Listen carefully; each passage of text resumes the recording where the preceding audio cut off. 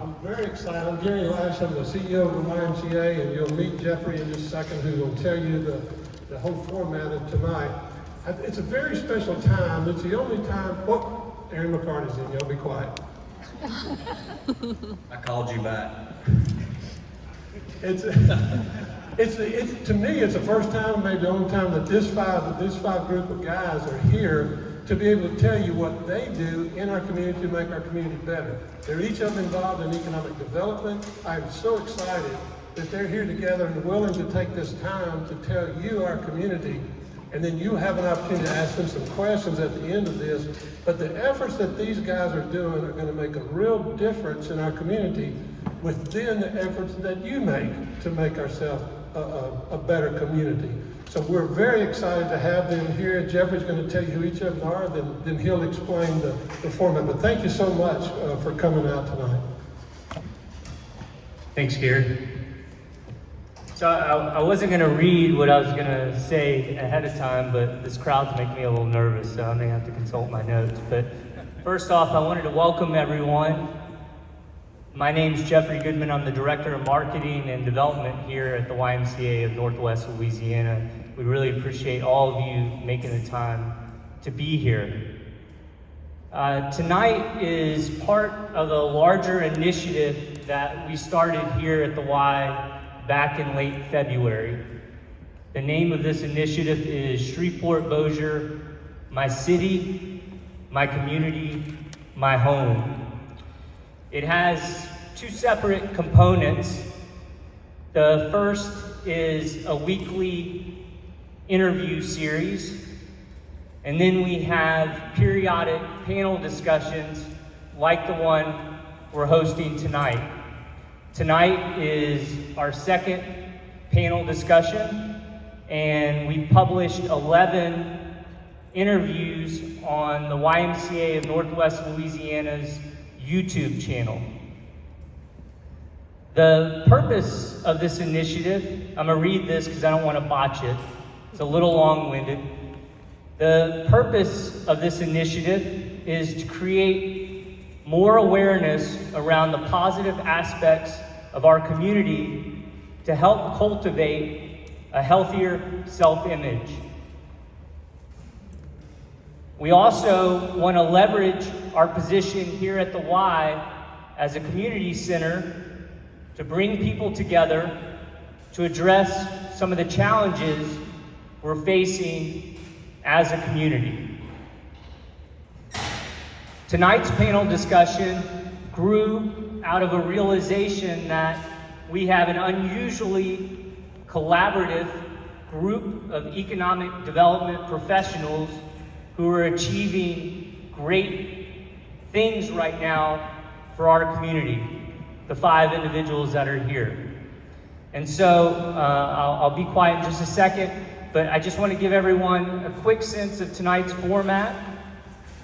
First, each of the panelists will introduce who they are, talk about their role relative to local economic development, and how they got into economic development. We then have a set of 10 questions, 2 for each of the panelists that we want to go through. Each panelist will have approximately 5 minutes to respond to each question.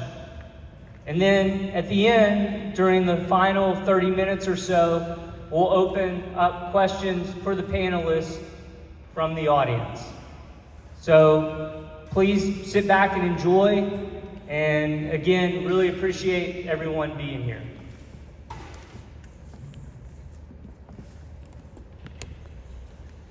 So Justyn, if we could just go, start with you and go to your left, just with the introductions, that would be great. I'm Justyn Dixon. I'm the President and CEO of North Louisiana Economic Partnership. I know a lot of you. I've been here about a year. NLEP, as we're referred to, is a regional economic development group. We support 14 parishes, most of North Louisiana. We're dedicated by the state. There's eight regions across the state that do the same thing I do, or 7 that do the same thing I do. Our main mission, and I tell my team this every day, is to bring jobs and capital investment into the area. We recruit, we help develop sites, we work side by side with everybody up here and many more like them. And I got into economic development by losing a bet. It's a joke. No, I actually got into economic development. I am a reformed drug peddler on the legal side, not the profitable side. And it just wasn't fun anymore. I didn't enjoy it. This was back in 2007 and was looking to do something different. And a friend of mine was running the state of Mississippi in economic development. And he was a friend of mine. I talked to several people. They said, you need to go talk to Grace Road. And so I did. And he said, well, why don't you come work for me? And I was like, you work for the government. It's not that bad. I'll keep doing what I'm doing. But I did. I jumped into it. I recruited jobs and capital investment for the state of Mississippi for 3 years, and it was one of the most rewarding jobs I ever had. And once you start recruiting these companies and land jobs and hear the stories about how it changes people's lives, it kind of gets into you, especially if you want to win. So that's the story on me, and I'm sure we'll get deeper into it as we go along.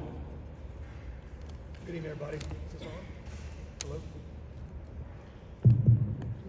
Hi, I'm Rockett. I'm the Executive Director of the Greater Bossier Economic Development Foundation. The GBEDF was founded in about 1978 from former Congressman Jody Wagner, who came back with a concept of creating a nonprofit for economic development. He set up a board of directors that was once a committee of the Bossier Chamber of Commerce, and then he grew that out with a separate tax ID, with a separate board of directors, and so we have since grown into a separate organization. We have about 18 members of our board of directors who I answer to, and the mandate was to create jobs and investment for Bossier and Bossier Parish, and that's what we do. I got into it, interestingly enough, my predecessor called me, and many of you know Don Pearson. Don Pearson was my immediate predecessor, and said, I think with some of your background, it would be interesting for you to take a look at this. So I said, okay, explain this to me. And early days when I was in college, I did a short program working for Bennett Justyn in Washington, D.C., in the U.S. Senate. I did a semester at George Washington University, and then I came back to LSU and went to work for a state senator named Ron Bean as his first legislative assistant, and I did that for 3 years. After that, I had to come back and get a real job. So Biomedical Center hired me to set up their first nonprofit. And so when I went to work for Biomedical Center, I had to learn the idea with working with the IRS and working with CPAs, and then had to hire an attorney to put all that together. And I'm from Greenwood, so that was actually the first time I'd ever had any interaction with Bossier and people from Bossier and working in Bossier, and they've kept me ever since. I got a real estate license to sell real estate on the weekends. I was bored during the weekends. So when Don calls me, he goes, you spent 10 years selling real estate and doing commercial development and property development. You have a political background. You kind of know where those alligators are. And you also have a background in real estate and nonprofit development. So take a shot. I think you do real well with this. And the beauty of this gig that I enjoy is I get to work with great people that are all up here at this table every day.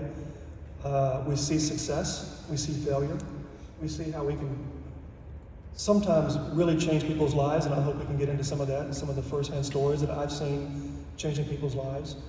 I enjoy it. I don't know what's coming in the door every day, so I really haven't hit that ceiling to say that I've been doing this long enough and I'm ready to get out of it. I like going to work every day because it's always an adventure. So I look forward to the conversation we're going to have. I appreciate everybody being here tonight. I think we'll learn a lot together, and we'll go forward with that. Thanks. My name is Mouton, and I'm the director of the Economic Development Office at the city. Actually, I need to thank Jeffrey first for inviting me and Justyn to sit up here at the adults table, because we've only been in our jobs about a year, and these other guys have been doing this for about 500 years, and they really know what this business is like the back of their hands. And I think to a degree, maybe we're still learning a little bit. But I was, as I said, I started in the mayor's office about a year ago.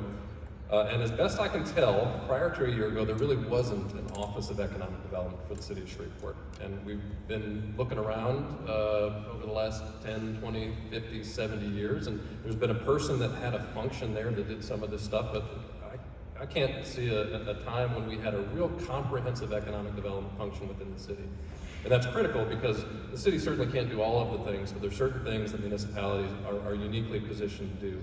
And part of that is to support these other organizations that are sitting up here at the table. So that's become my job. And I want to say, to his credit, the mayor didn't ask me to come in and do a job. He asked me to come in and figure out what that job was supposed to be. And so that has been my role for the last year, is to help identify what an economic development function for a municipality is.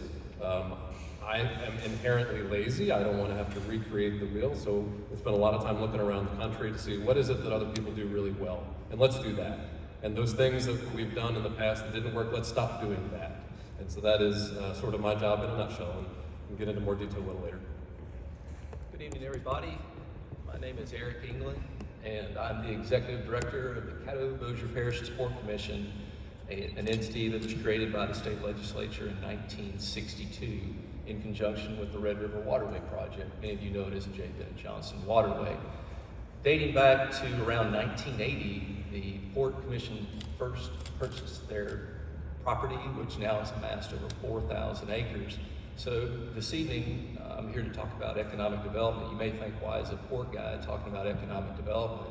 It's because we're a large landowner. With those 4,000 acres we've developed over time, we have, the two main pillars of our operations are multimodal operations, barge, rail, truck, pipeline. But we are a large landlord. We lease property for industrial purposes. And how I came into economic development, jokingly, I'm left-handed. I got a call from my boss. I was wrapping up grad school. He called me and said, hey, Eric, you interviewed really well for the job, but are you right or left-handed? I said, well, I'm left-handed. He goes, okay, that's what I need to know. Well, at the time, the port was operating, we had just moved out of a handwritten ledger. We were on QuickBooks, and they really couldn't afford to buy another desk. And the only desk they had was a left-handed desk.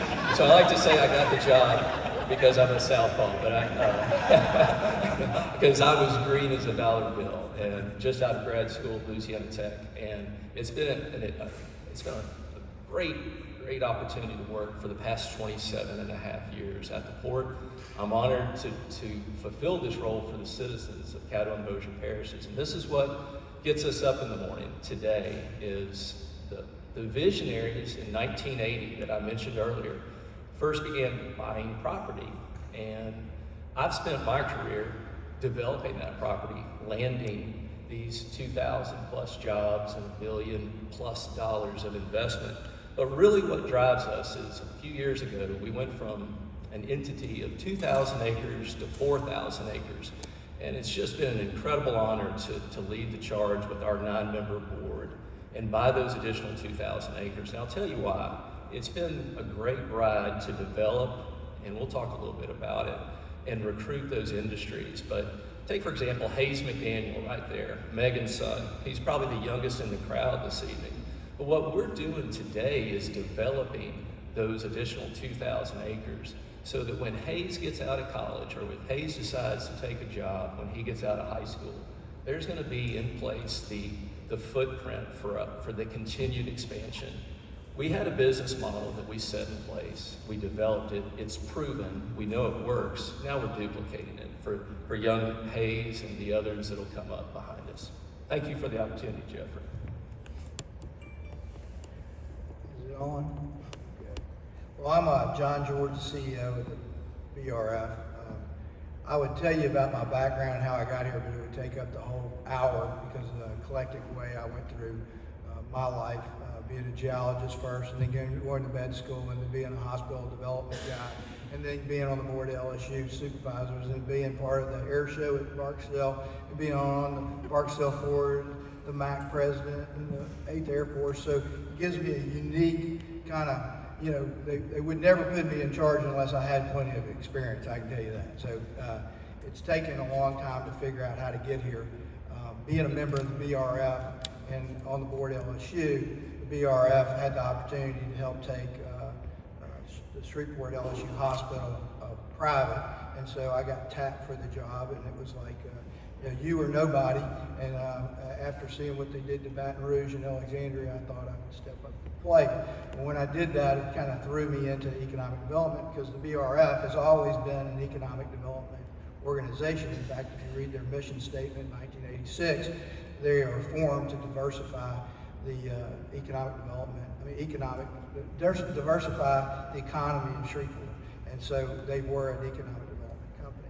So we, in the process of running the hospital and trying to figure out what we needed in the community, it was obvious to me after being on everything in the military and then being at LSU and on the board of supervisors, the two biggest opportunities to jumpstart our community are in those two areas, LSU and research and medical community and the military.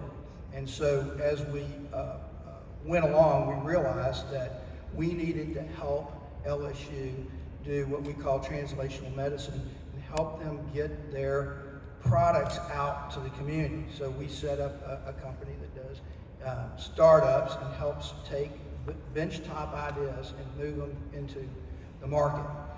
We also saw the opportunity on the military side that they also need translational medicine, basically. They need to take things that they need, and then we need to hook them up with entrepreneurs to make sure that they have the new technologies available to fight these wars. And right now, it's turned into one of the most heated things I've seen in my career working with the military, how passionate they are about getting their military up to speed to fight the Chinese and the Russians in our hometown. I mean, you know, we don't think about this much, but this is like the forefront of their thought processes. How do we do that?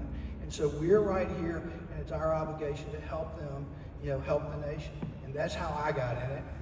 And I can, like I said, I could keep going, but it would take up too much time, and I appreciate being here. I appreciate the why doing this. Somebody needs to do this in the community. The why stepped up and did it.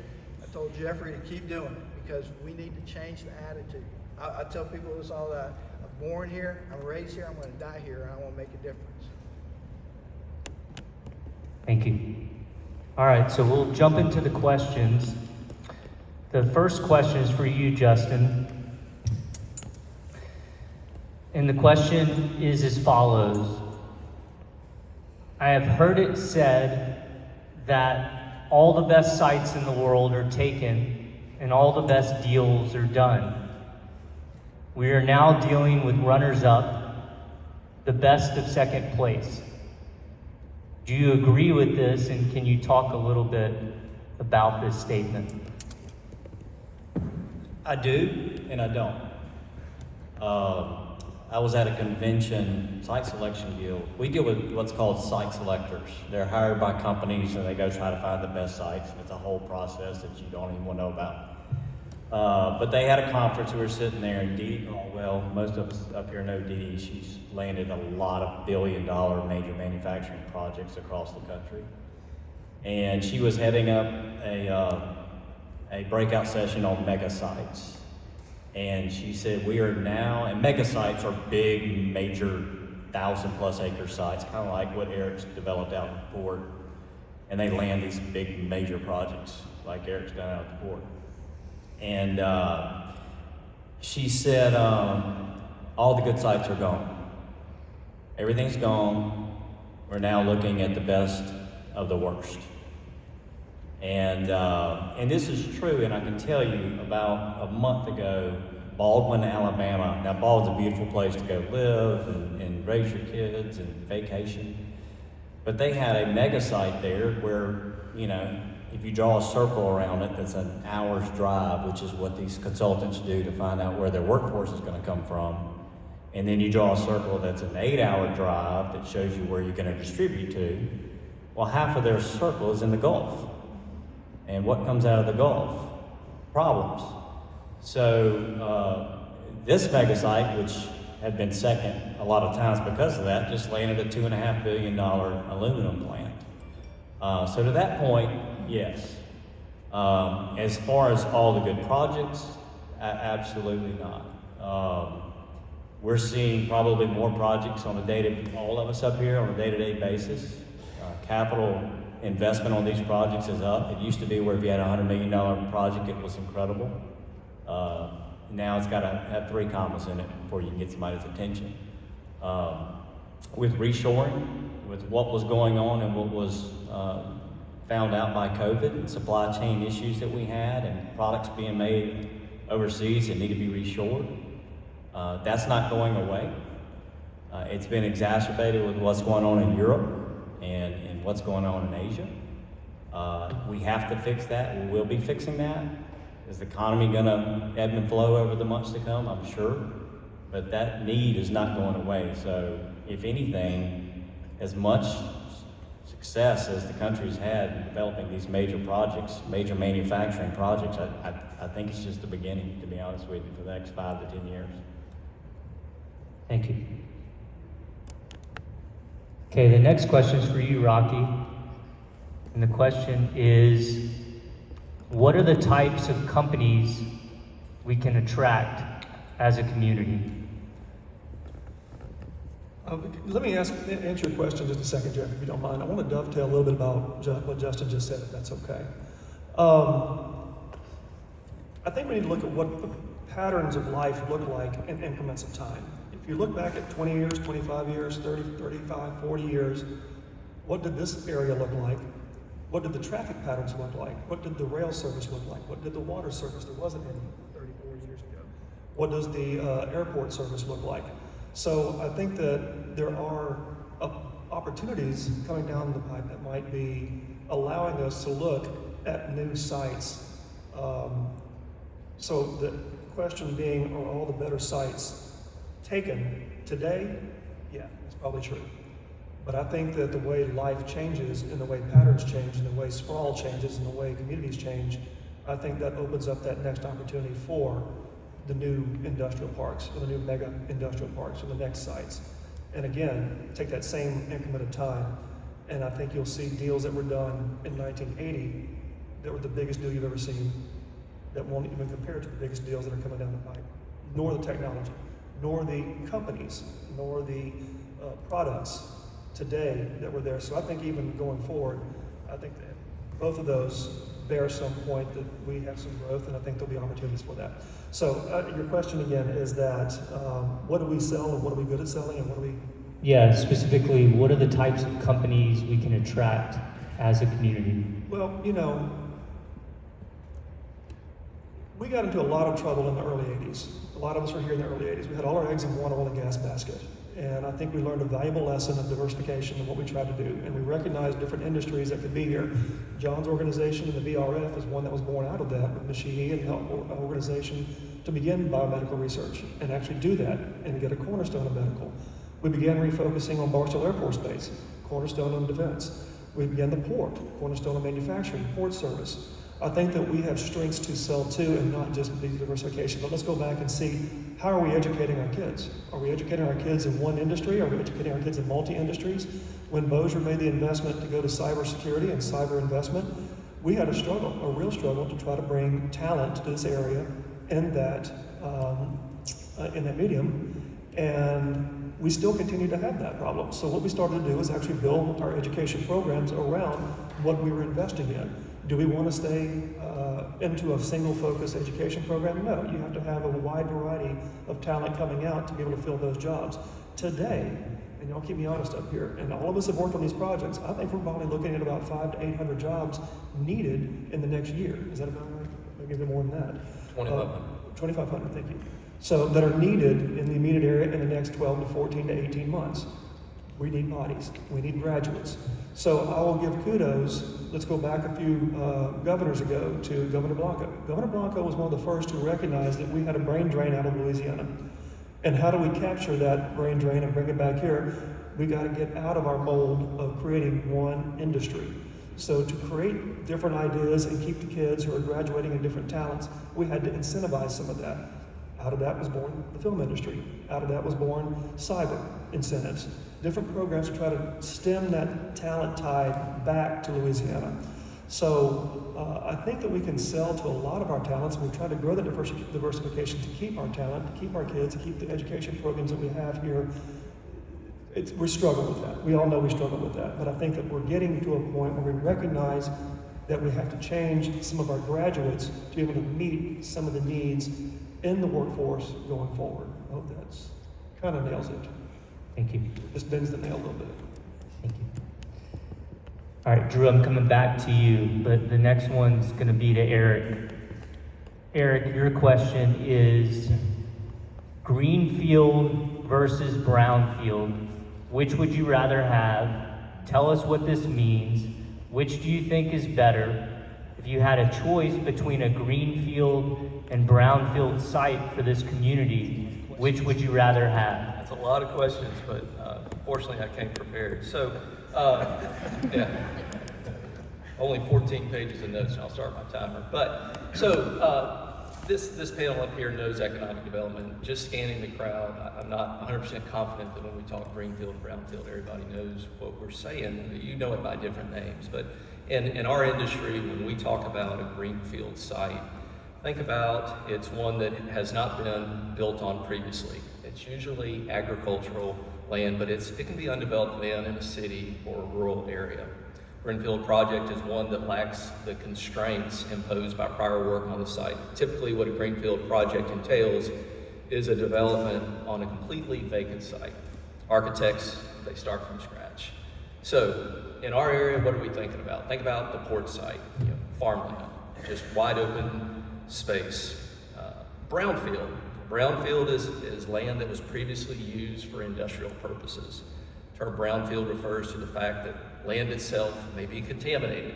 That's just a fact that when we look at redevelopment of brownfield sites, that will be an issue, and that we'll be dealing with regulators most likely at the EPA or the Department of Environmental Quality.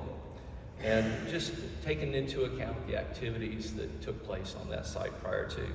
So a side effect of that, where it gets its name, of course, is that there's lack of vegetation on the site, perhaps from the industrial activity that occurred on that site. It's just, as Rocky said, things evolve in time in terms of development, but also in regulations. Regulations that were in place 20 years ago are different today, for the better part, more stringent. So going into the advantages and disadvantages of our greenfield sites, you have the design flexibility.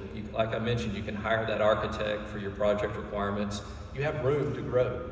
You're not shoehorning in that mill into an already, into a neighborhood perhaps that's just where you see in certain parts of the world where they actually place industries in where they're land constrained.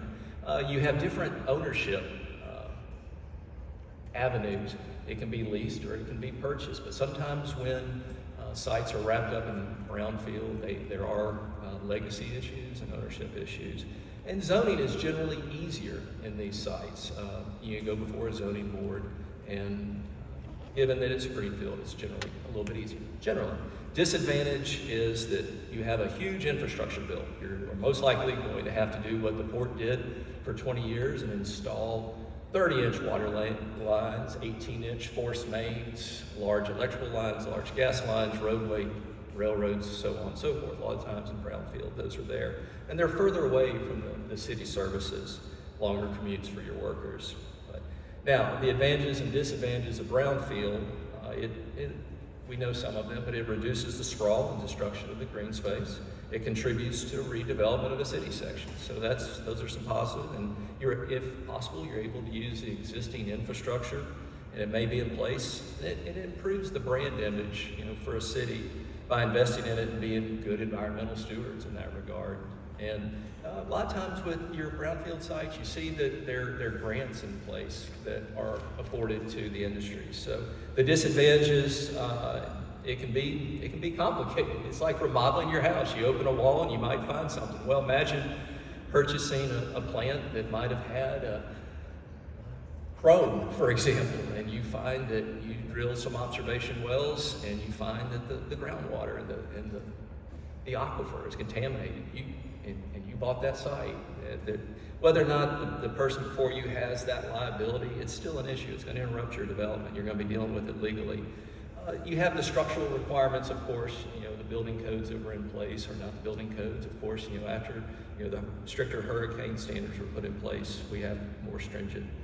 So what's better for a community? I take the position, it depends, it's not one or the other. I think there's a mix for both. So let's just think about a brownfield site. Let's take the former AT&T facility, perfect brownfield site. It's 1 million square feet of space.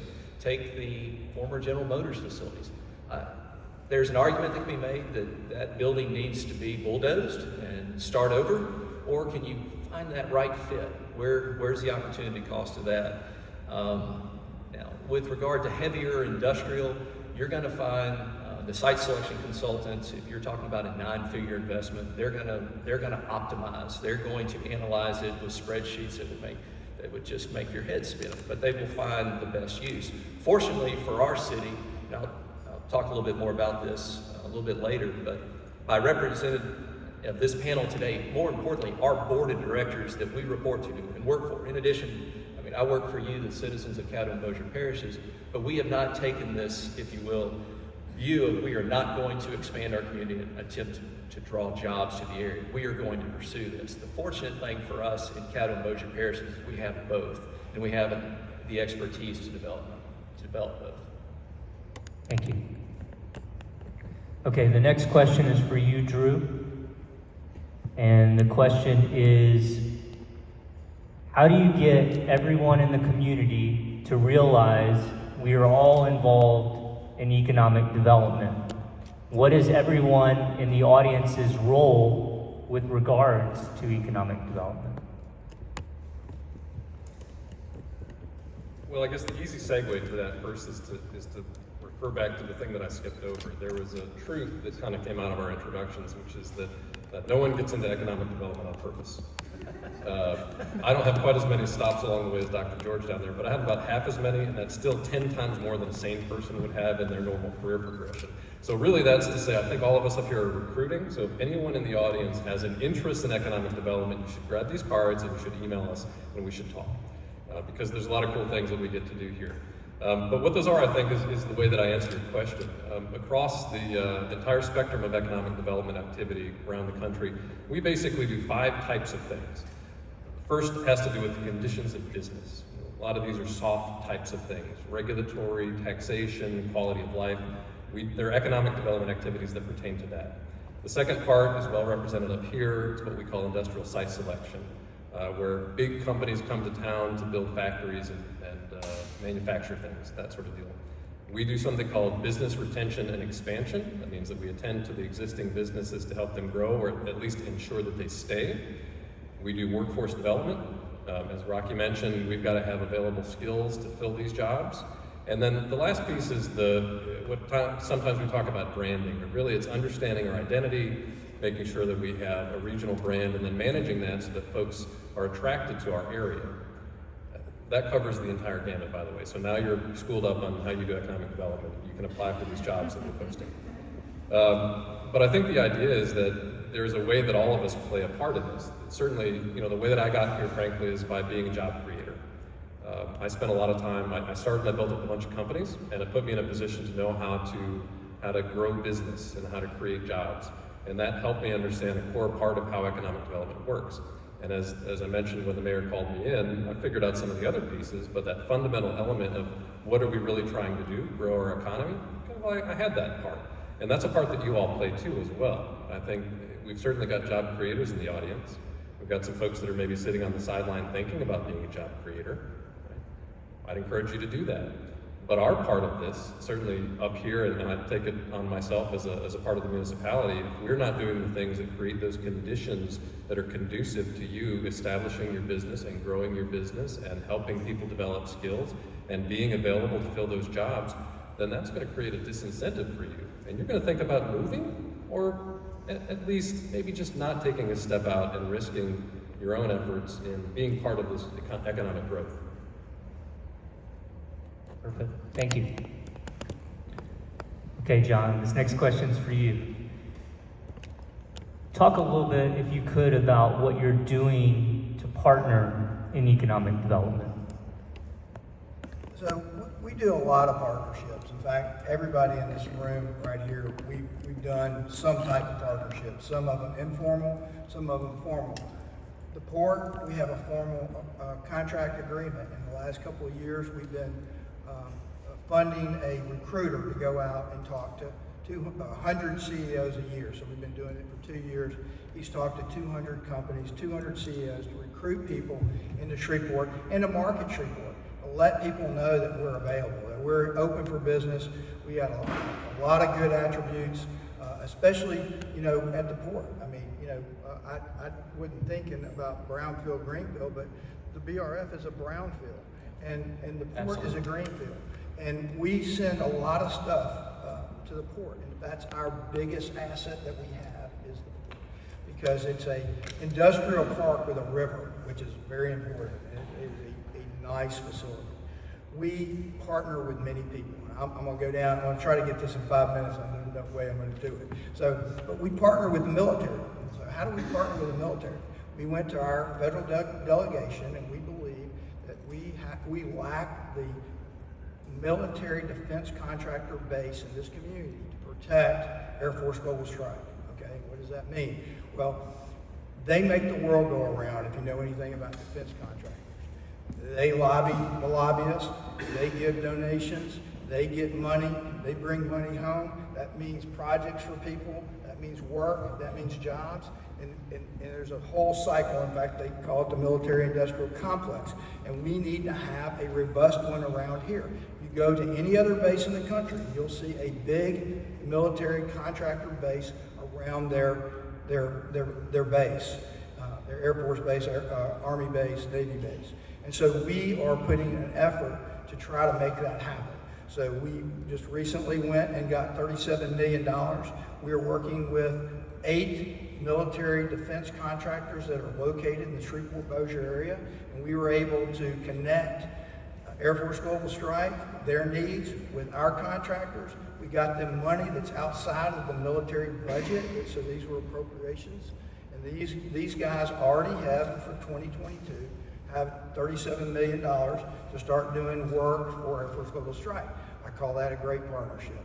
We need to do that. We need to educate our federal delegation to do more of that, and we need to work these people into a budget. So we get them here, we show them their wares, they have to then work and make sure the military wants to contract with them long term.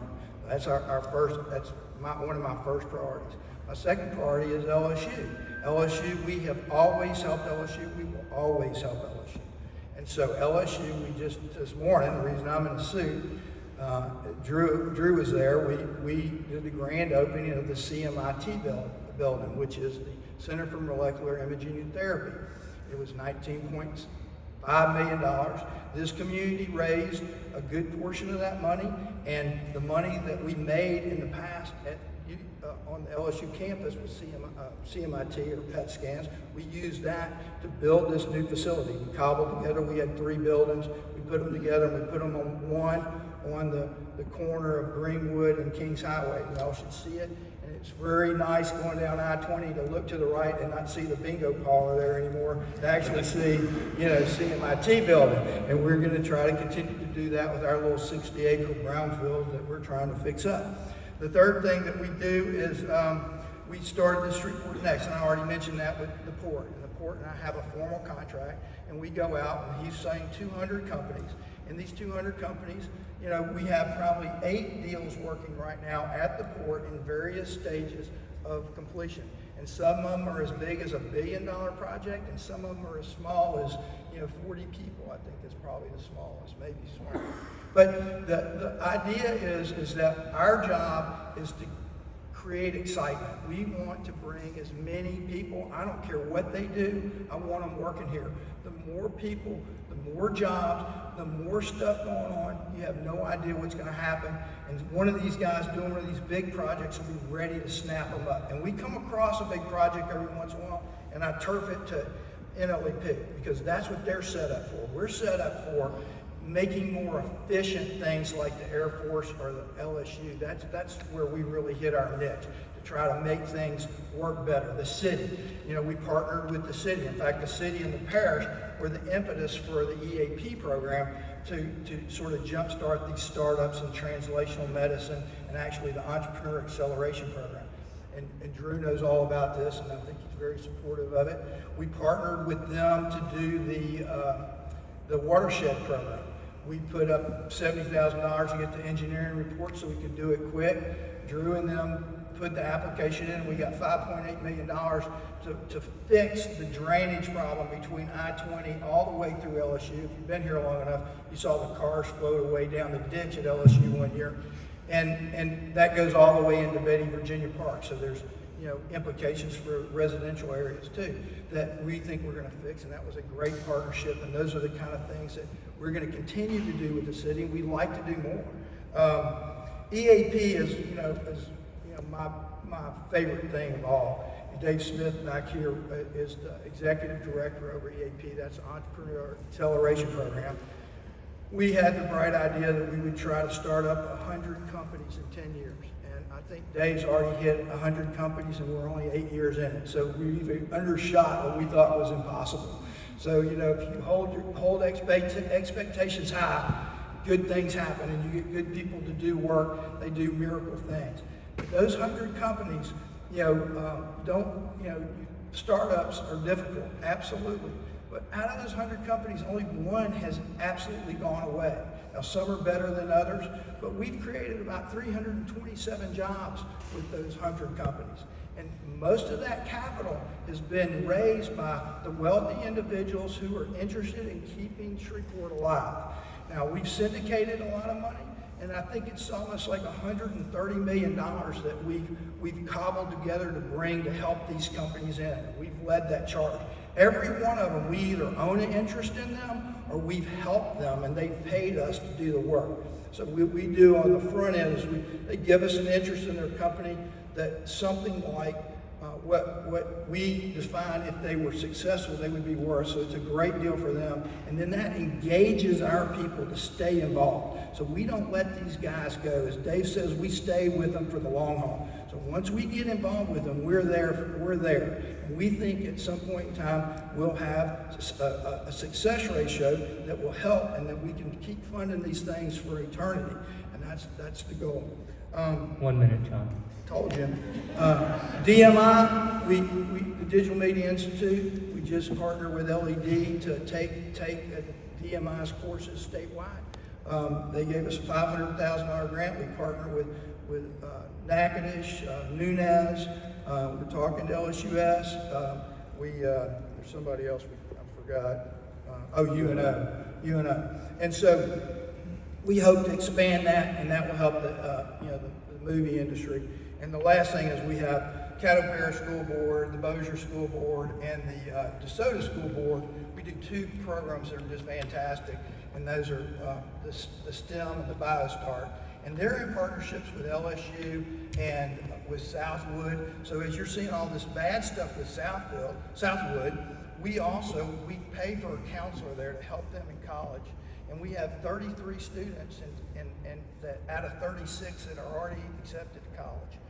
And so that's a big deal. And we hope to expand that. Ms. Hicks just left us a little endowment to try to expand that program, and we're going to do that. And you can, those are in partnerships with school boards, LSU. It's lots of partnerships. You have to make this work. Thank you. And now, Jeffrey, he mentioned me, so I'd like to have 30 seconds to respond. It feels like a beer. He mentioned about tossing, some things that he finds out there in the marketplace to different. I would say the 2 of us have been together this week. You and I spoke earlier. Eric and I speak all the time. We work collaboratively, the most overused word in economic development. We really do. And I would venture to guess, I'm new here, I've been here only a little over a year. I would venture to guess these 5 organizations probably wouldn't have been up here before a year and a half ago. Yeah. And we're really at a very positive time as far as economic development, working together, getting the message out there, all pulling in the same direction. And each of us do that on a daily basis. And so I'm glad you mentioned that because it's true, it's pretty exciting. Let me dovetail on that too, if you don't mind. Okay, so. And there they go. You pointed at me, so I forgot. So, it's asinine to think it doesn't work one without the other. I'm in Bossier. I work in Bossier. I'm not going to be able to be successful unless I have Shreveport be successful. And I think Shreveport understands that they have to have Bossier be successful at the same time. One of the craziest things that I run into, honestly, truthfully, is if when we do an MSA study, you do realize we only do half a circle. The federal government will not let you take in East Texas. So when we talked about the 20, 30, 40 mile radiuses in 2 hours, 4 hours, 6 hours, if you do a circumference from the airport, You get North Caddo, you get Mosier, you get part of Webster, you get DeSoto, but you stop at a line. You only get half a circle. We've made a lot of us up here have had this conversation about how to go to the feds and say we ought to be able to create a similar MSA, which actually includes part of East Texas. I've actually personally been on these calls. Kent went with me. A couple other folks we went to the, I forgot, it was in Washington somewhere. But talked to them about how we can do this. They were adamantly against it because they didn't think a third of our market would go through that. I can account for a third of our market. Retail, airport, and hospital admissions from East Texas. So us working together, us using our talent, us being a team has to participate, and we have to recognize that you can't go alone. It's just not really possible. You mentioned site selectors a while ago. Mike Wallace came in not too long ago and said something along the lines of he actually looks at a 70-mile radius as a drive area for his employees. He doesn't care if there's a river. He doesn't care if there's a state line. He doesn't care if there's an interstate. He wants to be able to see where he can get bodies. And that's one of the top site selectors in the country. All they care about is bodies and people. If we're going to be successful, we have to figure out how to get rid of lines, get rid of rivers, get rid of state lines, and be able to put the bodies into the plants, the facilities, what have you. And that's a big part of what we do as economic development. And I just want to clarify that when Rocky says bodies, he means actual live human beings. Yeah, sorry. It's redundant. It's late. Come on. Thanks, guys. I have nothing to add to that. All right, so now for the second round of questions. My next question is for you, Justyn. And the question is, what national and global trends are you seeing in economic development? What is the impact, and what does that mean for us here in Shreveport-Bossier? Well, I touched on it a little bit earlier, the reshoring, the opportunities. And when we say reshoring, manufacturing coming back from overseas.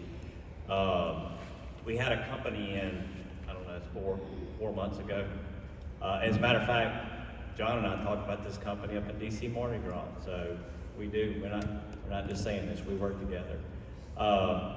They came in and they said they're looking at doing redundant manufacturing because of what they've learned through COVID. And I said, well, what does that mean? They said, well, if we were gonna build, $1 billion plant that's gonna make 10,000 widgets, we're gonna break those down and make 2 5,000 widget producing plants. So we don't get caught like we did during COVID. I didn't really believe it. We talked about it pretty extensively, and I've asked several companies and several site selectors if that's what they're going to be doing, and that seems to be concurred across the industry. They're calling it resilient manufacturing. Just so happens we named our new industrial park Resilient Park before that, but I think that's what we're going to be seeing. I really do. As I mentioned to you, the phone's ringing constantly with opportunities out there. We've all taken a call this week on EV or battery or electric vehicles, call it what you want to. That wasn't around, in all honesty, 10 years ago to talk at any level. So who knows what's going to happen in 5 years from now. But I do feel like it's going to be manufactured here. And I think we have to be ready. Thank you. Can I add to that real quick? I want to mention something, kind of an extension of that. We're in this really unique time right now, and Justyn sort of alluded to this, but if you read any of the press, you know that essentially everywhere, folks are looking for human beings to fill jobs.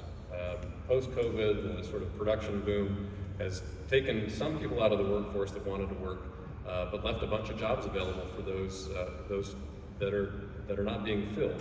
We also, as Justyn mentioned, I think everybody up here probably gets at least a phone call or two a week from somebody looking to build a plant here. So we're in this really unique time where if we outcompete, if we outperform even just our neighbors, say Longview, or somebody down south, I won't mention any names because we're all family here in Louisiana, but we're in a place where we can overcome some of the maybe deficits that we've inherited. We maybe haven't operated as effectively as we could in the past, but it almost doesn't matter right now. We're in a place where if we do a good job now, we can win. Thank you. Okay, Rocky, this next question is for you, and the question is, how do you balance social issues in support of economic development for a community? Where is the balance between social injustice to a community in the name of jobs and dollar investment? Appreciate the softball questions, Jeff. All right, let's run with it and see what happens. So, well, that's social diversity issues. Let's dovetail on some of the things I said. I like that word dovetail, but let's talk about what I spoke about earlier. First, economic development belongs to everybody. Jobs belong to everybody. The opportunity for a job belongs to everybody. The education programs to get you to that job belong to everybody. Over the years, we all know this, we've fallen short. I think now, in the last 25 maybe, we're recognizing some of that, and we're actually putting programs in to train everybody to be able to have that next job or the next opportunity. Whether that be in secondary education, or whether that be in technical schools, or whether that be in two-year colleges, or whether it be in four-year universities. The jobs that we have collectively been working on to bring into our market fit all of those talent bases. So I think that's one avenue to look at diversity, and one avenue to look at how we're meeting some of those needs. Try to grow your market in all segments of the population. So let's talk about the other. And I'll say it out there. I'm a pro-incentive guy. Many times, we've all been in the room together, we've all been in the room someplace in Chicago, or New York, or DC, or Atlanta, or LA, or Dallas, or wherever some corporation headquarters are, and we're pitching Northwest Louisiana. And we all know we're going in there tied with one hand and a leg behind us, because if you look at us on a matrix, we don't look too good. Thank God for Mississippi and Alabama. Education, health, I say that jokingly, but it's real. I do say that in jest, but they have that in front of them. These site selectors, these corporations, the companies, the banks that are investing in them, and their return on investment depend on where they put their next facility. So what do? I go in there and say, okay, I can incentivize you to do this, this, and this. I can ask you to, I can't mandate you to use Louisiana talent that we're training. So where does the balance lie? That's a great question. I don't know if I actually have the full answer, because if I don't have that company come here, I don't get a chance anyway. So I have to have arrows in my quiver to be able to convince them to be part of our community. Once, and I think everybody up here will agree, once I get somebody into our community in a tour, I got it. They get here and they talk about how easy it is to get around. Honestly, we complain, Shreveport-itis and Bossier-itis is real. It is, y'all know this. We complain about ourselves worse than anybody else. But once I get somebody here, they're like, you know, you got an interstate system that nobody's got. You got two different loops in an interstate. Yes, we do. From our forebears that Eric mentioned from 50 years ago, who saw the vision and created Interloop and Burkins.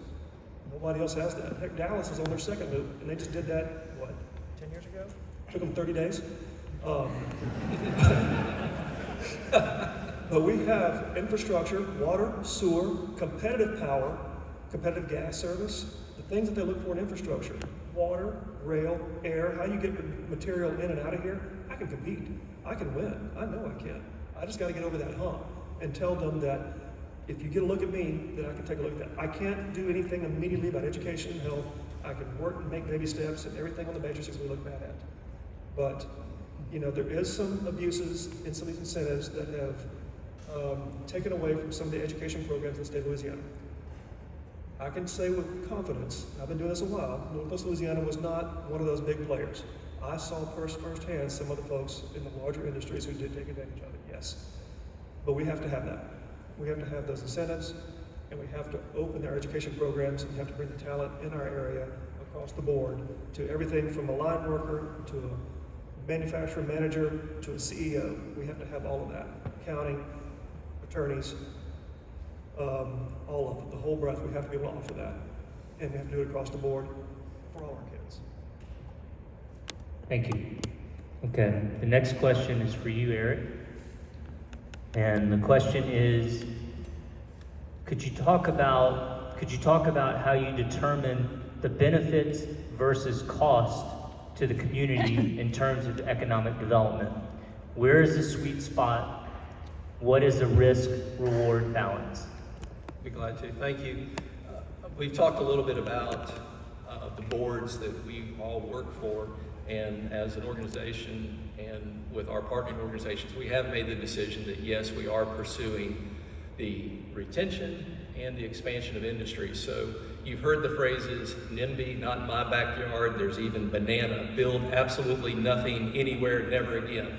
We don't feel as though we're part of that community. That does not subscribe to what we are about here. We are, as a collective group, into retaining and recruiting jobs for this area. So my comments are going to be shaped in forms of talking about the benefits, the cost, and while I would like to impress you that there are these fancy metrics that are used, oftentimes it really does come down to a simple cost-benefit analysis, which I'm going to give just some hard numbers. I think they'll make sense to everyone in the room, and how in our simplest evaluations we go about evaluating major deals for this.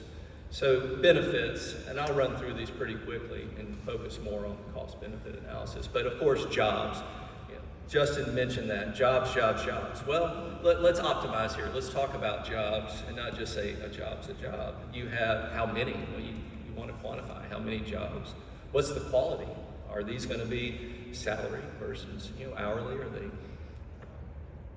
classified, non-classified? What types of jobs? Service sector? Are we going to have corporate headquarters jobs? Are these factory workers? What types of these are? What technician jobs? Average salaries, the benefits that go along with those. What's the upward mobility? If you have an organization, what does the organizational hierarchy look like? Does a person that starts at the bottom, could they be president of the company that locates in Caddo and Bossier parishes one day? Is that possible? Then of course, what is the indirect effect of these direct jobs that locate at the port? The other major pillar is the direct dollar investment. So when you oftentimes read articles about deals, you hear about the construction impact, but also the ongoing day-to-day direct impact of having an investment. But let's go beyond that a little bit, and just really when you talk to economic developers, they'll say, define economic development, jobs and dollar investment. I'm going to broaden that a little bit today and talk about, well, what are new and retained professions that you might bring to a community if you bring in new industries? What are types of programs that you could establish at the community college and the four-year colleges as a result of an industry? You might bring metallurgy to this area that has never been introduced, whereas other parts of the country, that's pretty common. And just careers for our community, not just a job. What about revitalization of an area where you have just an out-migration, low property values, higher crime? What could this do if you did have a brownfield site? And then just development of an area is a pasture is it better served by having an industry on it in terms of what it could mean to a community, for the local governing authorities. Now let's talk about, and some of our other panelists have talked about it, but let's talk about cost, incentives.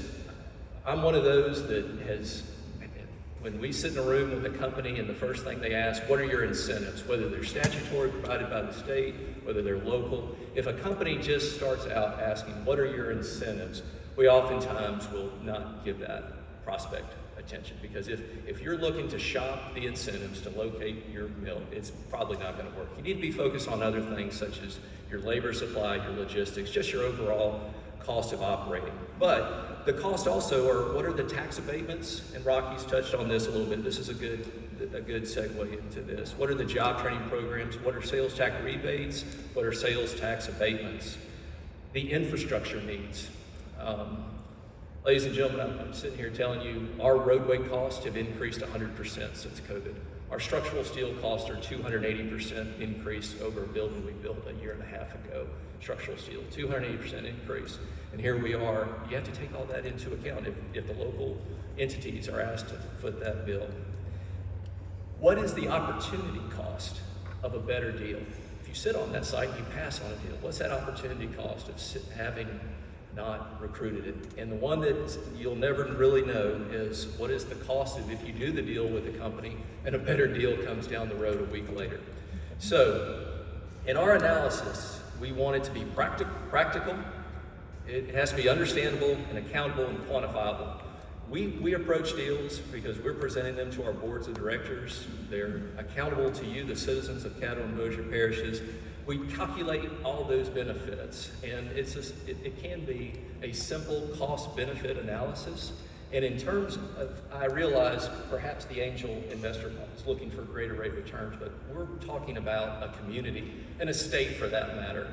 On most projects, if you look at a 10-year model and if you summarize, if you add the benefits in terms of salary and dollar investment spent on, and you look at the cost associated with what is the sum of those incentives and the infrastructure that we may be required to place, we're looking anywhere for a 4-to-1 cost benefit on a 10-year analysis.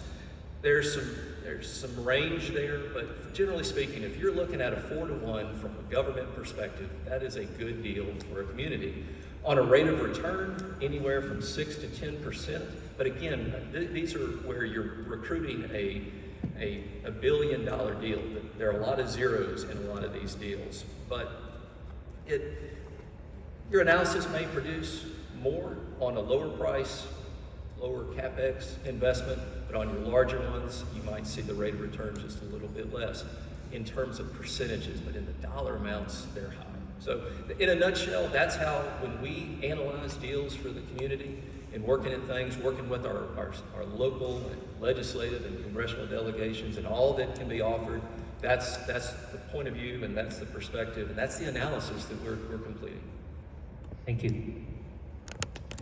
Okay, this next question's for you, Drew. He went over, by the way. A minute and 25 seconds. We might need a nap.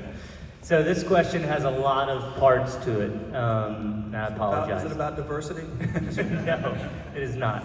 So the question is as follows. It is, how do you compete in this environment? What do we do to distinguish ourselves? What is our identity? How do we market ourselves? Who are we trying to become? So that was 5 questions. I think that means, so Jeffrey's timing all of this. This is why we're keeping track of the time. This is 5 minutes per answer. So I think that means 25 minutes. Right? Yeah, that's right. Thanks. You're gonna lose me. No, I think this gets back to sort of what our individual roles are up here. And again, as Justyn mentioned, I'm not sure how this worked 2 years ago, but the fact that we have all of these support organizations in the community getting more and more aligned, I think, every day and working together to accomplish some of these targeted goals is really the answer to number 1. That's how we compete, right? We outcompete our community and our neighbors by being better at aligning the resources that we have to their maximum opportunity, the maximum outcomes, right? I think you can see that up here. These are pretty accomplished folks. If you knew more about the staff behind them, you'd know that that's even more true. That's an easy one. I think we have, as Rocky sort of mentioned, we've already got ways to distinguish ourselves. We do have these really cool natural assets. We've got the highways, 3 Class 1 railroads, 2 airports, the port. We're in this place, by the way, that generally doesn't get hurricanes. We don't get forest fires. We, for the most part, don't flood. I mean, how many places in the country can say that now? We're in an environmentally and geologically stable place that has, I know we don't always feel like this in August, but temperate weather. Right? So we have some innate advantages. And I think part of our challenge has been recognizing that we also have some impediments. Again, Rocky mentioned this, and I think that's something that we understand. That our available and skilled workforce is something that we need to invest into. We probably over the years haven't invested into it as aggressively as we really needed to. Speaking on behalf of the municipality, I think the city is the cause of some of the impediments. We have some regulatory burden that we can fix, that we can improve, so that when a company comes in and they understand the amount of time it takes to get from point A to point B in terms of permitting and processing and all those things, we should be the best, not the worst in the state. We should be better than Longview and Tyler, because a lot of the opportunities are going to shift a couple miles to the west where it is really easy, or sometimes across the river where it's a little easier.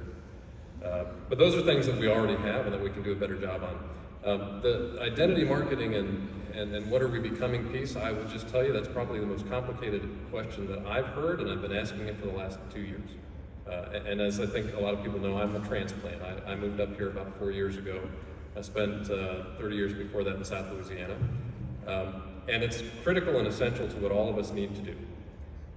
I will also mention that there's a process that's underway right now that's being run by a number of the organizations in town to start that work to answer those questions.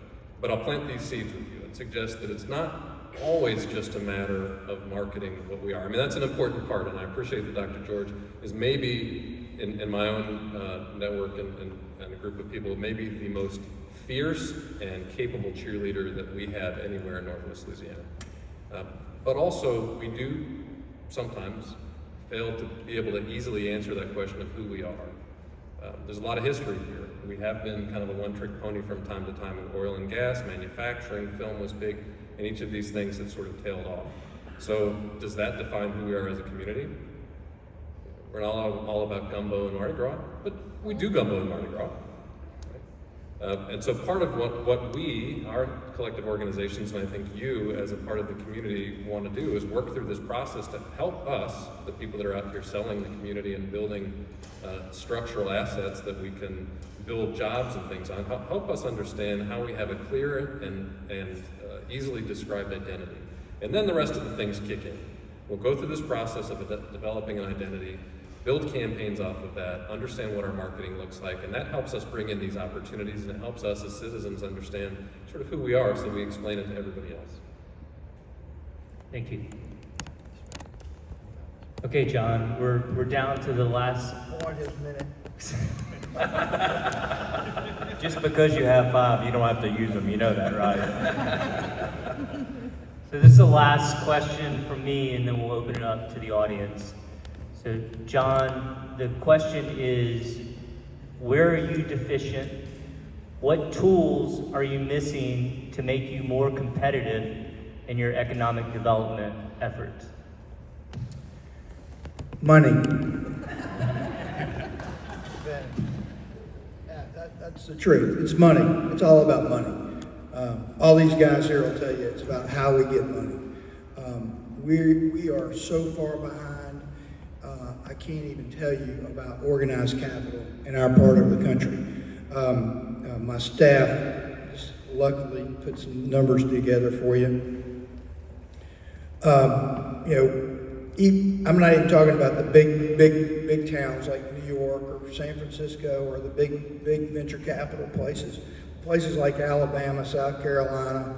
South Carolina spent 7 times venture capital money that Louisiana did. Alabama 6.5, Arkansas 3.3. We're getting beat. And I can tell you, it's how do you do it? I hadn't figured that one out yet, but I can tell you this, our community has stepped up to the plate.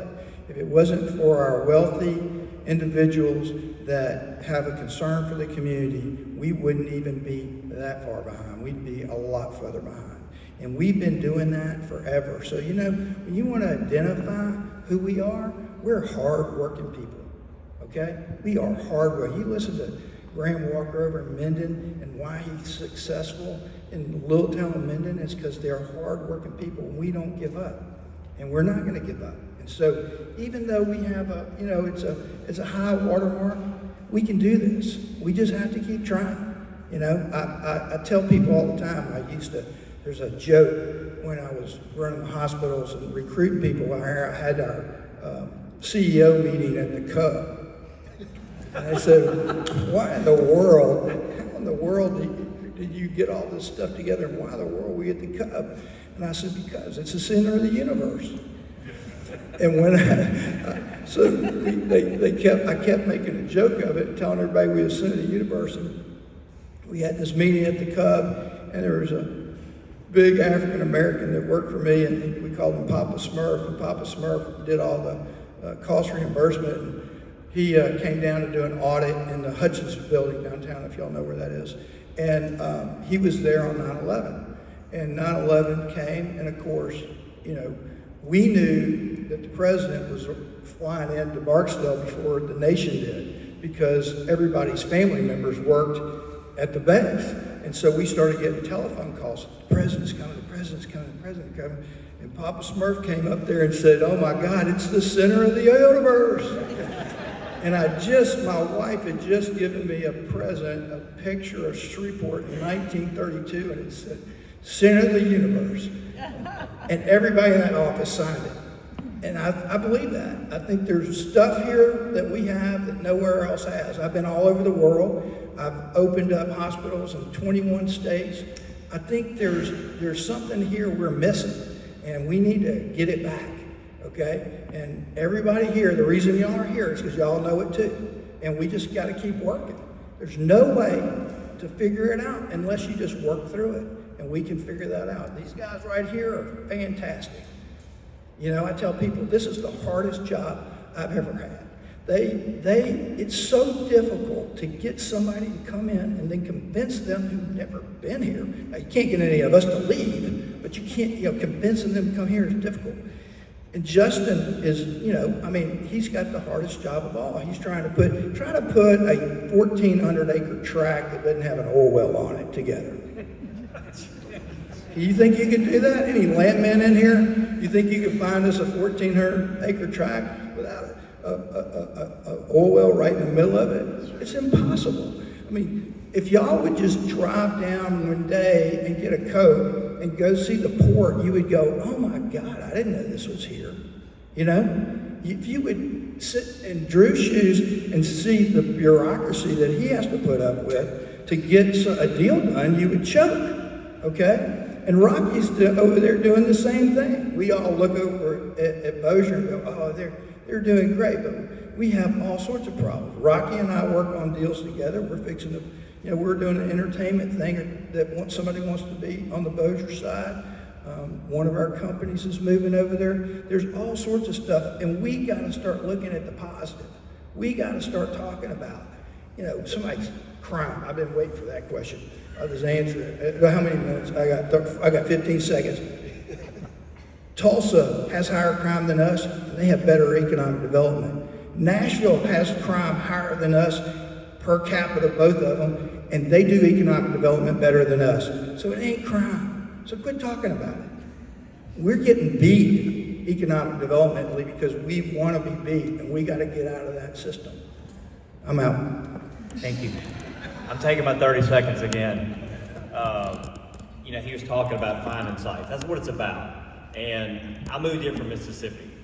And it's kind of funny that he says, at least we're not Mississippi and Alabama. I can tell you Mississippi and Alabama are beating our ASS when it comes to site development. They've been prepared, they're landing the project, it's been happening. It's changing, and I'm saying this only because Representative Presley's in the room. I'm kidding. Our organization took it upon ourselves to do something about it. We talked to another representative, Larry Bagley, who's just south of here. We said, we've got to get in this game of site development. And so we spent some of our precious resources to go hire an attorney and draw up a law that would help us get some money that we can get in the game. And boy, that's perfect timing. I'm not going to say anything, that's perfect timing. So we hired the best attorney out there, and we drew up this legislation. And it went through the House, it went to the Senate, 3 different conferences, had to go back to the House, and through the entire process, we only had 2 opposing votes. And what this legislation did is it got regional organizations like myself $1 million to start identifying these sites, start doing the due diligence, start doing the engineering reports, and get us in the game with all these other states that have been doing it. And I do commend the legislature for doing that because they were behind it. This is a step. We'll be making a trip down there. And by the way, I swear I was going to stay out of the political realm when I took this gig. I'm severely screwed up on that. But we're going to be back down there in July. We're going to talk to the speaker. He spoke with us one-on-one. He's behind it. We're going to take it to the next step so we can get into these games and work hard, like John said, so we can win. And so things are changing. Things are changing. We're all excited about it. I hope you guys are too. Sorry. Thank you. Okay, so the way we'll do the questions, my wife Julie has been kind enough to walk around with a microphone. So I think if you have a question, just raise your hand and Julie will bring you this microphone.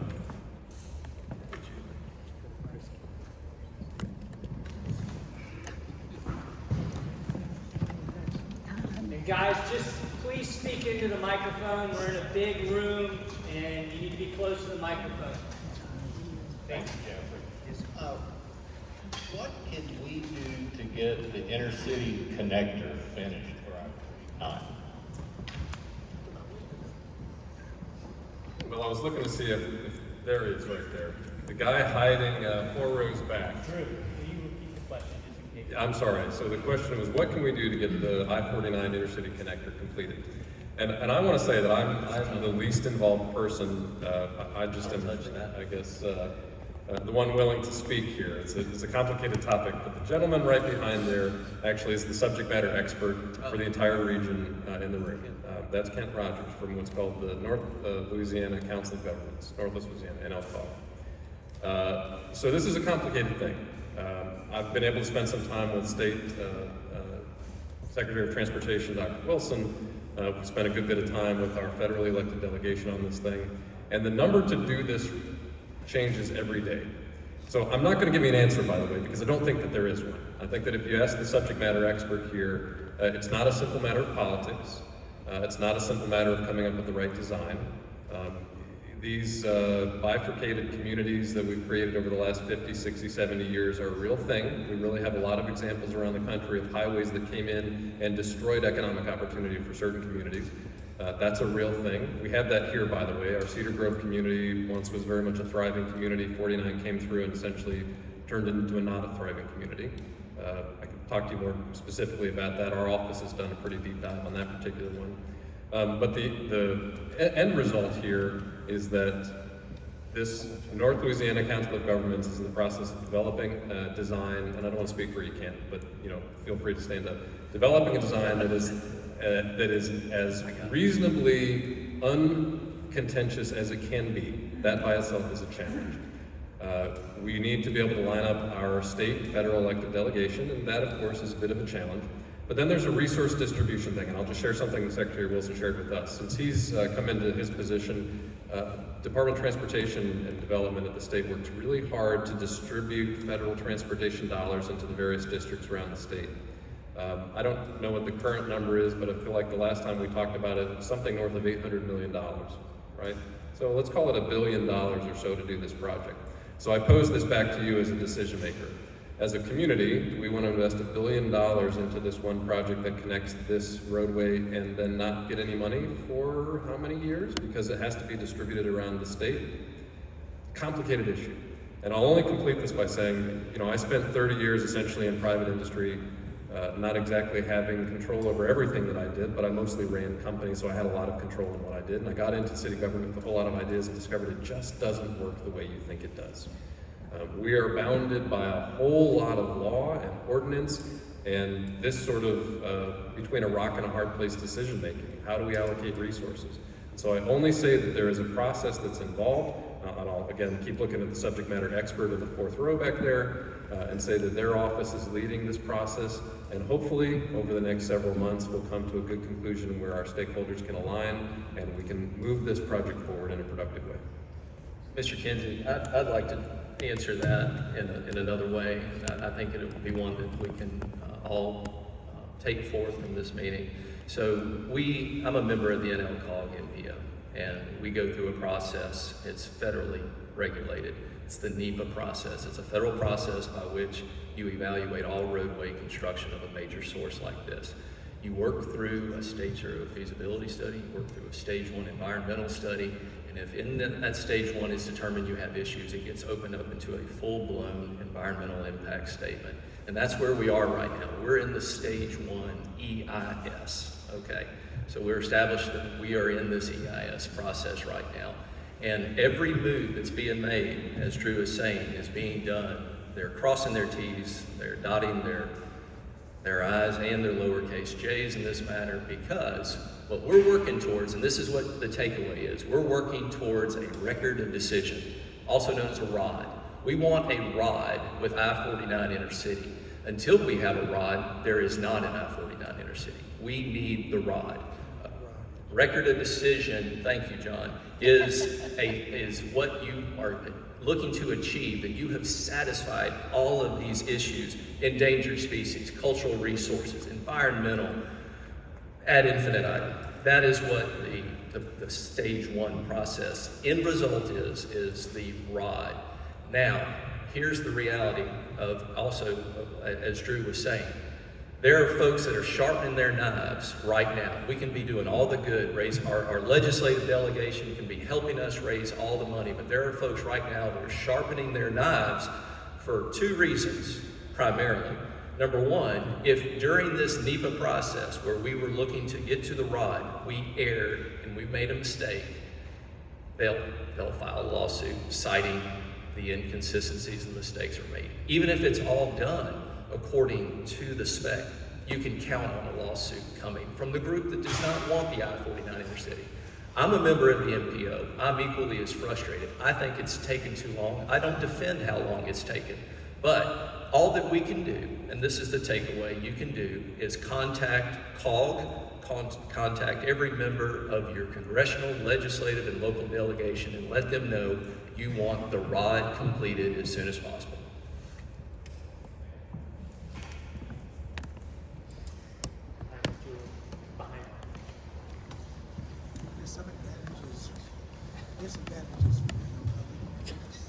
Thank you. If there's something that we should learn from COVID-19 is that we need our manufacturing back in this country. And this is a golden opportunity right now. Louisiana, Shreveport, Louisiana sounds like it's got two perfect brownfields that could just automatically be on the at the top of the list. And we need to make sure that we market and we brand ourselves as one of the best places to do that. Now, one of the things that we haven't done in the past is we haven't marketed ourselves as being maybe the best place to do it. But there are, there's a saying that says something like, can you take a sow's ear and make it to a silk purse? We need to do that one right this time. And there are a lot of people, there are a lot of states out there. Again, it's not just Alabama and Mississippi, it's Ohio and Tim Ryan and John Fetterman, Pennsylvania. And those states too are going to be going after these manufacturing places. But we have something that we can compete with, and we've got two brownfields that do it. Plus, we've got a teaching hospital. Not all communities have a teaching hospital, and that's an underutilized resource right there. But we need to do a better job of marketing what we've got, and we absolutely can compete. I've lived somewhere else, and I know very well that North Louisiana can compete with these other places. We're just, in addition to hiring an attorney, you go out and you hire a marketing company that can help you with your brand. It's not that hard. I want to talk about that. You're exactly right. These guys will tell you that's one of the main callings that my organization does is go out there and stay on the road. I've got a BD person that's out there day in and day out. Matter of fact, I told them if I see them more than 2 days a week, I hired the wrong person. We've got to sell where we are. People don't know where we are up here. People, when you say Louisiana, it's like Pavlov's experience. They hear New Orleans. And this is a God's honest story that just happened to me 2 months ago. We had a national real estate brokerage guy in town. He was from Chicago. He found out through Facebook or Instagram or something else, his compadre that worked for the same real estate brokerage from San Diego was also in Louisiana. So they texted each other. This is the project we were looking over here. They texted each other and said, let's meet up tonight for dinner. Guess where the other one was? New Orleans. And I sat and listened to the guy goes, oh, well, that's not possible. Hell no, it's not possible. We've got to market because people don't know where we are up here along I-20. I'll say one more thing. Before I did this for 9 years, I did industrial real estate development. I recruited companies that made stuff, manufacturers, had about 4.5 million square feet that I developed with my company, with my team in Mississippi and Alabama. In 9 years, I did not compete against Louisiana anywhere, not just up here. We've got to change our focus. Oil and gas is great. I promise you it's great. There's 7 people in the audience that'll kill me if I say it's not. It is. Let's diversify. Let's manufacture. Let's bring things up. A lot of stuff goes on I-10, the oil and gas things that we want. They're great, the LNG and everything. If we want to get off the bottom, let's put some manufacturing up on I-20, the other interstate that's important to this state, and all of a sudden, boom, we're off the bottom, we're shooting up into the 30s. Let's raise the whole state. We don't want to beat up what they're doing on I-10. That's great. We want to do more up here. And so, and I wouldn't be here if I didn't believe we could do that. I'm sorry, I'll get off soapbox.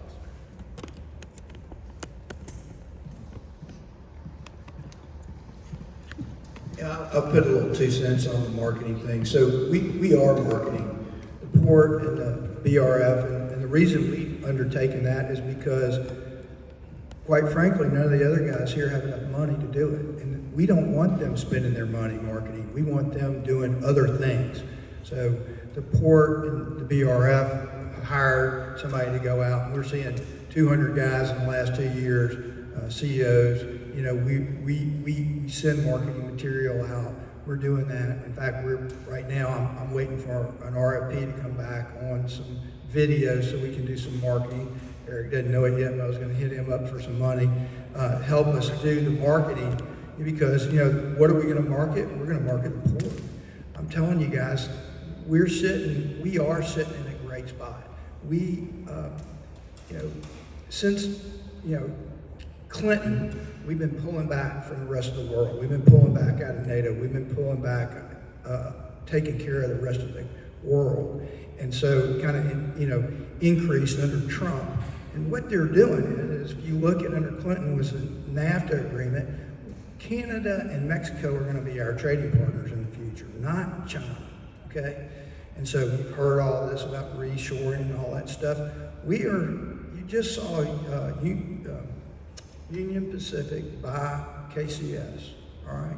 You can get on a train, you put a good on a train in Canada and take it all the way to Mexico City, and guess where they go through? Shreveport, Louisiana.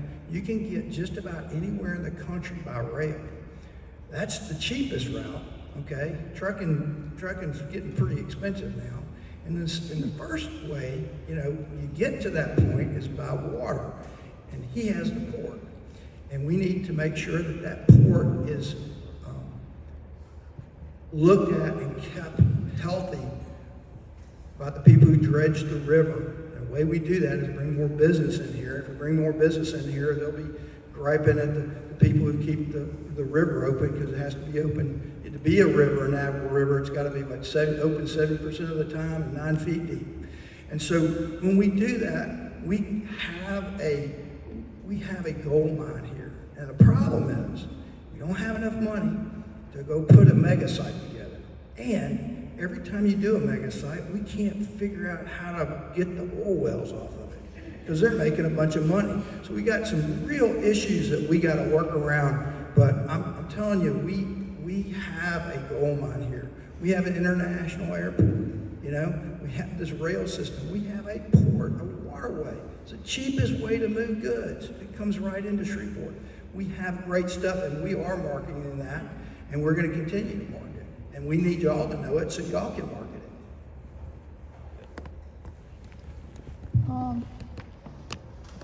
I'm here to talk about nonprofits. All of you deal with for-profit, and I've worked closely with Rocky in the past on nonprofits. We generate a great deal of money for this region. And not only money, we bring in people. We bring in East Texas. We bring in at least Middle Louisiana to our nonprofit facilities here. We get a lot of state money, a lot of federal money, and when you're recruiting, use us, use the nonprofits. BRF used to take me on dinners, recruiting drug industries, other industries, to talk about what we have in Shreveport. I wouldn't be here if we didn't have a symphony, if we didn't have theater. I wouldn't live here. I'm not from here like John George. And I wouldn't stay here if we didn't have those nonprofits. That's what gives our quality of life. Don't forget to mention us. Let me back that up. Great point. Thank you, Sonia. Great point. So, World War II in the 40s, Y'all know the history. Warner von Braun and the development of rocket-propelled material and so forth. When they got him to Huntsville, Alabama, they asked him, what do you need? Do you want to have a big building? Do you want to have houses? What are you looking for? The first thing he asked for was a symphony. The first thing he asked for was a ballet. Culture sells, and we have to recognize that. And that is a unique position for us to be in. Thank you for bringing that up very much. Symphony, ballet, theater, all of the things we do have. We take that for granted. Most communities don't have that, and that's kind of the sell that really doesn't grasp at the end of the deal, or the beginning of the deal, when somebody's actually, you do have that. Wonderful. That does sell, because they have to look for things for their, not just them, but their employees to really enjoy. What is the quality of life? Thank you, Sylvia. I can't thank you enough. Beautiful point. Thank you. I was going to say, ditto, quality of life is a huge issue. You know, I said it's not crime. They want something to do, but they don't. It's what do you have here? And I think the Y's doing a great job, by the way. In fact, Jeffrey knows this. I called him up when he did the first one of these and say, keep going. You know, and it was a why the why? Why not the why? They picked it up. They took the responsibility, and I applaud y'all for taking the responsibility to do this. And we need more people to take on more responsibility.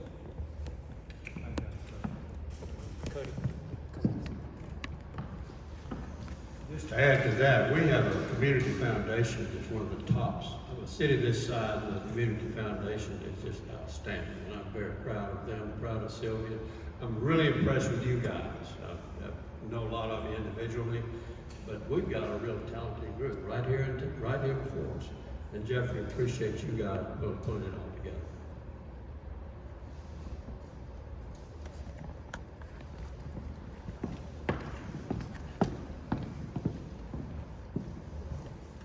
Yeah, it's exciting to hear that I think it was mentioned that we had 2,500 jobs coming into to the area soon. And it's certainly attested to the work that you've done. But we also, when you go around the city, you see help wanted signs everywhere. So I guess I have a two-part question. One would be, of those 2,500 jobs, what percentage are education related? What percentage are technical related? What percentage are labor related? And then is there a plan or thoughts on how do we fill those jobs from either bringing people into the city or hiring and training people that are not currently working in the city, as opposed to just taking people that are already working at jobs here and moving them into other jobs that are hurting the businesses there? One of the things that we're doing, thanks to the legislature, again, we've got some one-time money last year, and we're doing a labor study. And what that shows is what skills you have out there, how can you train them up to take other positions, and what those positions are. Ford announced an electric vehicle for the F-150 that's going in Memphis. 3 billion, 5 billion, 3,000 jobs. The consulting firm that did their labor study that 100% helped them land that. The guy that spoke at our annual banquet, the guy that's probably the reason I'm here, the one that got me in economic development, he runs that organization. He's doing that study for us. We funded that to go show that, hey, we've got these people doing these skills and we can skill them up. The other thing is we got a call not last week, it's probably 2 months ago, from a company wanting to bring an organization here that was going to pay $12.50 an hour with no benefits. Yes. You got the wrong number. $15 an hour is the new minimum wage. We don't need to pass a law, we don't need to sign a bill, that's it. If you're not paying $15, you're not getting the workers. When I was in Mississippi, there's an area called the Golden Triangle. Starkville, Mississippi, Stark-Daniston. I'm a Mississippi State fan, I can say that. It's Starkville, Columbus, it's 160,000 people in 3 counties. They've recruited $7.5 billion over 14 years. It was 10,000 jobs, averaging $66,000 per job in the middle of nowhere. People said they couldn't recruit 100, much less 10,000. We just have to do it, and people have to pay for those skills. We can't go recruit the $15, $16, $17 an hour jobs. We need to recruit the stuff that John's down there's working with. It's going to be $50 and $60 and $70 per hour jobs, and that's what we got. We say jobs, but it's well-paying jobs is what we're working on. Yeah, jobs are not all the same. Dave, I know I'm going to screw this up, but we work with LSU quite a bit about how the social issue about how much money you spend to get a job here and those kind of things. But Michael Meeks, Dr. Michael Meeks, we were talking to him the other day, and he used some terms that I was not familiar with the other day, and it was 3 buckets of kind of jobs, and it's something like this. And Dave, correct me because I'm pretty sure I screwed this up, but it was the underemployed.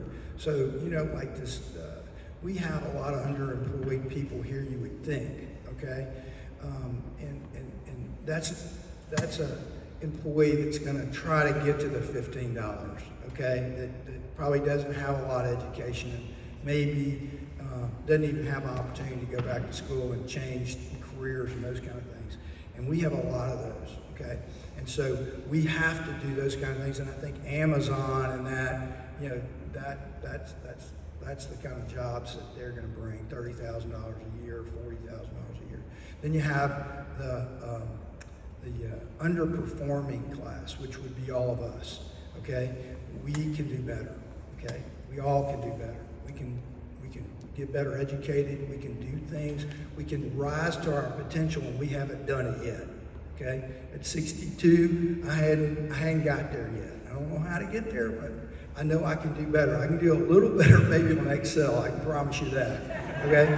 So those are the people that, we're trying to take, we really want to take care of there. And then there's the future employment, okay? And what does that mean? That means jobs that we don't even know exist. That they're the ones, the high tech, the CMIT radionucleotides and those kind of things. And they step up in progression of income. So you have these different classes of jobs that, you have to get these people hired so they can, be that first generation that sends their kid to college so they can get the underperforming job. And then the underperforming people, we have to be smart enough and have enough vision to go out there. And that's really, if you really put it to you, that's the different industry, okay? And so you like I said, I'm focused on efficiency, okay, of how I can get the underperforming performing better, okay? I've been all over the world, and there's no one in the world that I dealt with was any smarter than the people in this room, okay? We can do anything. We put our mind to it. We could start a hospital. We could do manufacturing. All we need is the money, and somebody in this room could pull it off, okay? Now, what he does, he's out there looking for a different industry.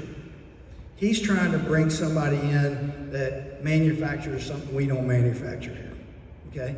And that's a whole different recruitment process. And so it's not that simple. Everything gets a little bit more granular as you look at it, and each job class has its own problems. It all comes down to money, though.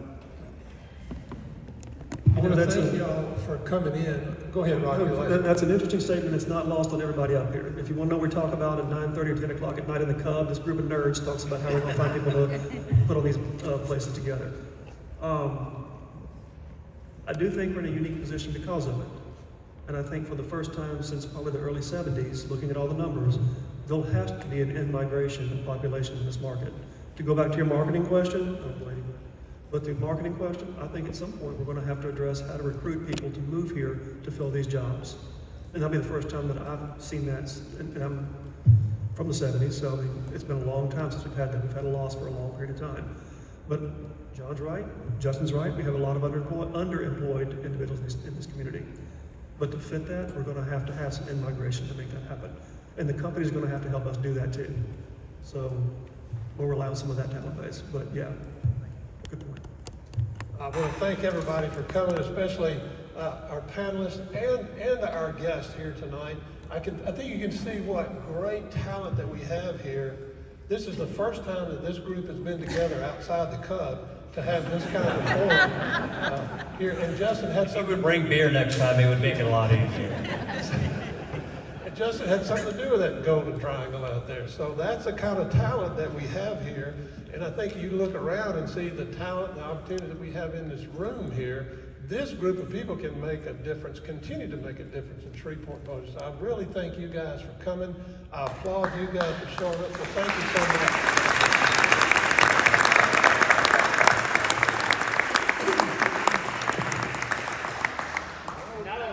That'll be a wrap on the evening. I can't speak for the guys here, but I'm sure some of them are able to stick around if you have questions that weren't addressed. And just to reiterate what Gary said, thank you all for being here.